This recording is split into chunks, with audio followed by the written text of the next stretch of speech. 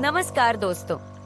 आज हम सुनने जा रहे हैं एक ऐसी रहस्यमयी कहानी जो दिखने में खूबसूरत है, लेकिन अपने भीतर एक ऐसा राज छुपाए बैठा है जिसे जानना शायद किसी इंसान के बस में नहीं।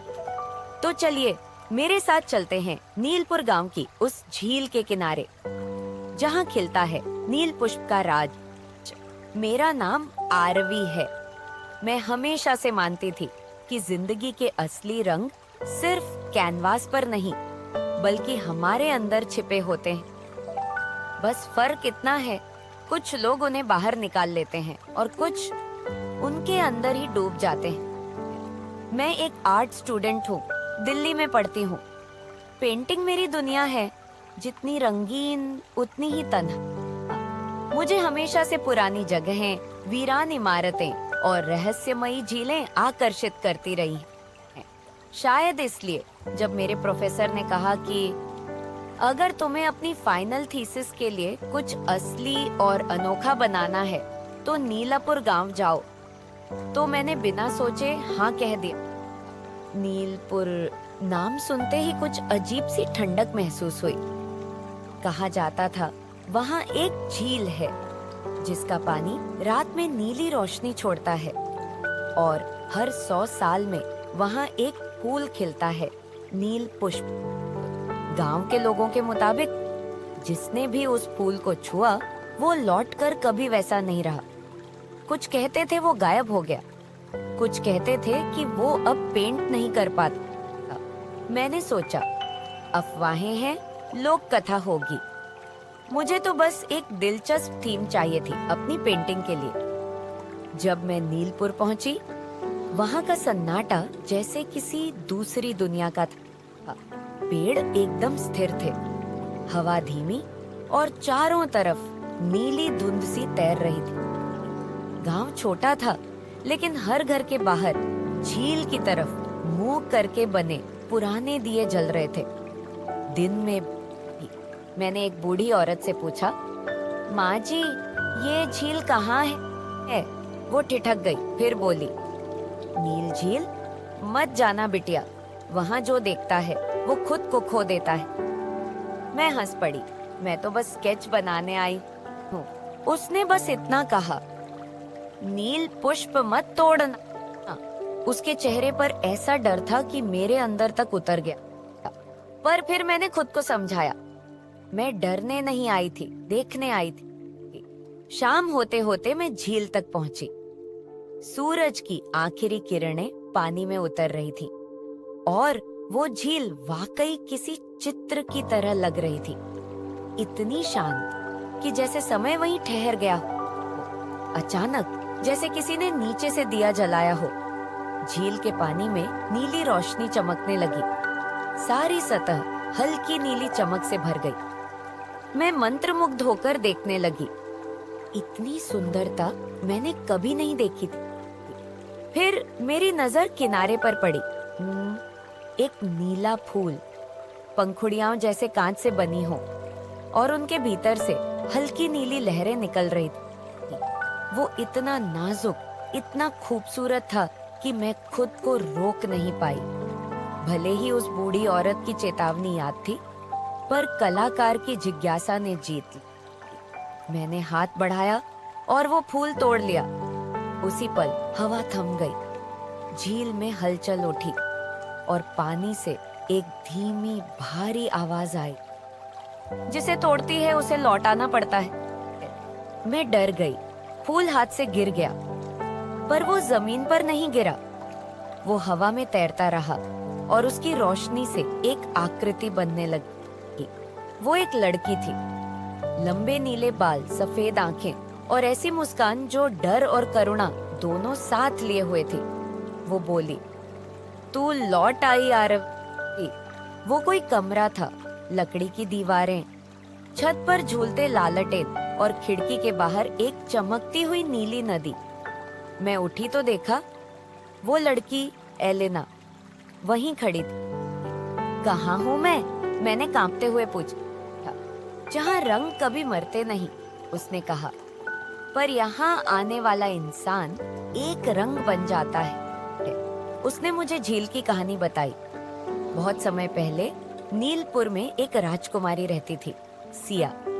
वो इतनी सुंदर थी कि उसे लगता था कोई भी चीज उससे ज्यादा खूबसूरत नहीं हो सकती। एक दिन उसने नील झील में वो नीला फूल देखा और उसे तोड़ लिया, क्योंकि वो चाहती थी कि उसकी सुंदरता हमेशा जिंदा रहे।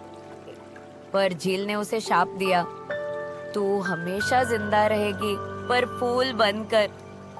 वो फूल ही नील पुष्प था, जो हर 100 साल में खिलता था, और जो भी उसे छूता था वो उस आत्मा का हिस्सा बन जाता था। मैंने हकलाकर कहा, तुम?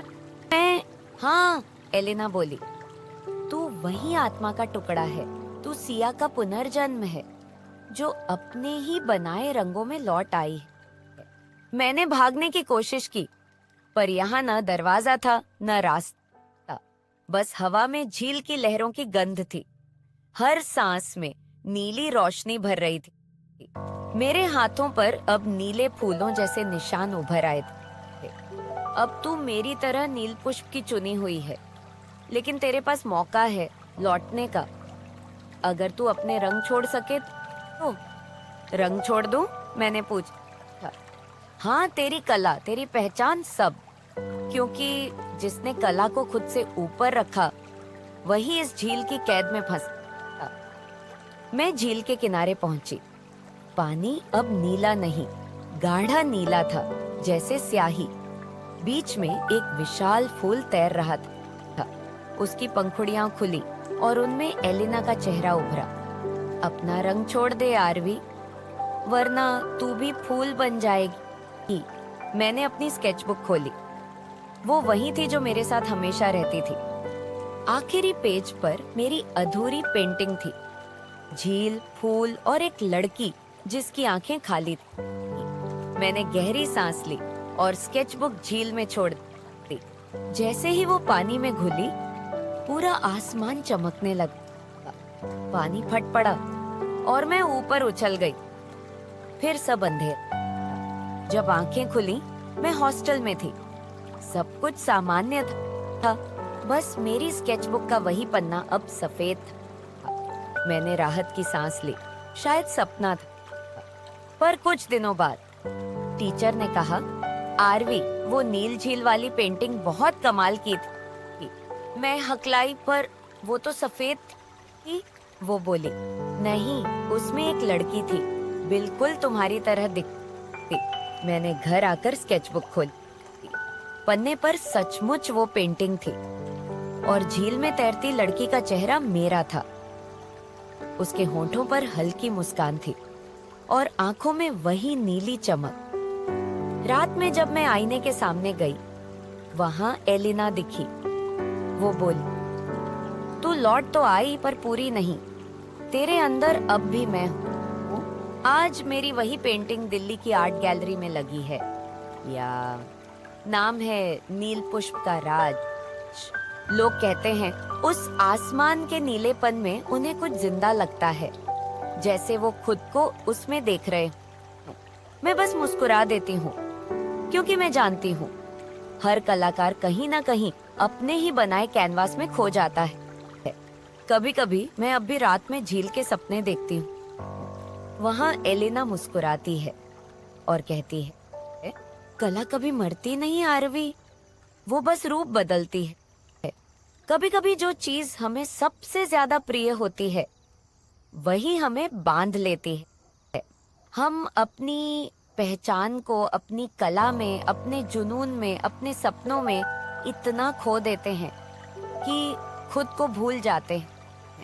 आरवी ने अपने रंग खोकर खुद को पाया, क्योंकि असली कला वो नहीं जो दुनिया देखे, बल्कि वो जो हमारे अंदर की कैद को तोड़े। यह पेंटिंग नील पुष्प का रहस्य कला प्रदर्शनी में प्रमुख रूप से प्रदर्शित है। कला में डूबकर मैं खुद को अपने भीतर खोज रही हूँ। तो दोस्तों, ये थी नील पुष्प का राज। अगर आपको ये रहस्यमयी कहानी पसंद आई हो तो वीडियो को लाइक करें, सब्सक्राइब करें हमारे चैनल को, और कमेंट में बताइए, क्या आप भी कभी किसी ऐसे रहस्य से गुजरे हैं जो आज तक अनसुलझा है? फिर मिलेंगे एक नई कहानी में, एक नए राज के साथ। तब तक के लिए नमस्कार।